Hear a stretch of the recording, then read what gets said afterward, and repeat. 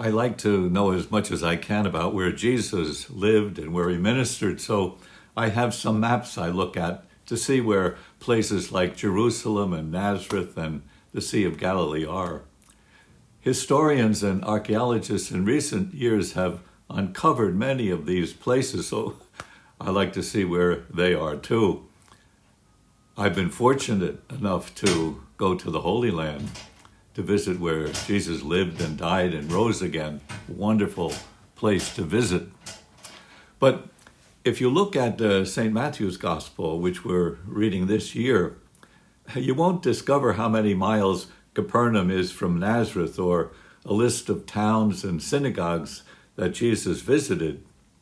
Matthew says simply, when John was arrested, Jesus withdrew to Galilee, where he went to live in Capernaum by the sea.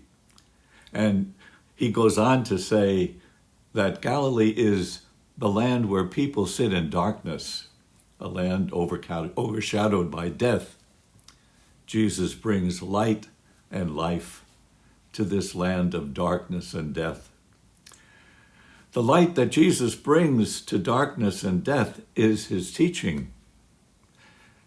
So we have today a summary of that teaching, the Sermon on the Mount. When you listen to the Sermon on the Mount, remember, it's not only a summary of what Jesus taught, it's how Jesus himself lived. So, coming to the first of those teachings, blessed are the poor in spirit, for theirs is the kingdom of heaven. How did Jesus live that teaching? How was he poor in spirit? St. Paul says that though he was in the form of God, Jesus emptied himself. And being born in human likeness, he humbled himself. And he took the form of a slave. And he became obedient unto death, even death on a cross. Jesus took on human likeness, our human nature. He humbled himself. He's born in a stable in Bethlehem. He's brought up in a small town, Nazareth. And for a brief time, he taught and he cured many. Then he was rejected, arrested, put to death. And after 3 days, he was raised from the dead. He experienced human life with its limitations. He accepted human life with its mysteries and its promises. So being poor in spirit means we don't control our lives. Despite what the song says, we can't do it our way.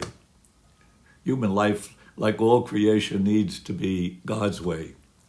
We're poor in spirit, and when we acknowledge God as our creator, that's when we're on the right way. God is our shepherd and our redeemer. We don't make the laws. So like Jesus, we're here as human beings to do the will of our Father. Now, if you go through the Sermon on the Mount, you hear the Beatitudes, 8 great teachings that summarize the teaching of Jesus. They tell us how he lived. They're teachings that can bring us happiness and blessing and tell us how we should live.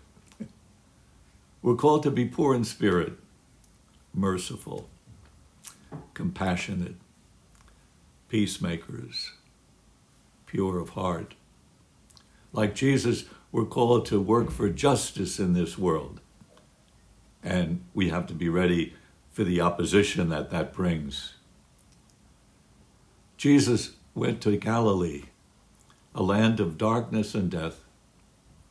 He comes to our world too, a land of darkness and death. And he brings us life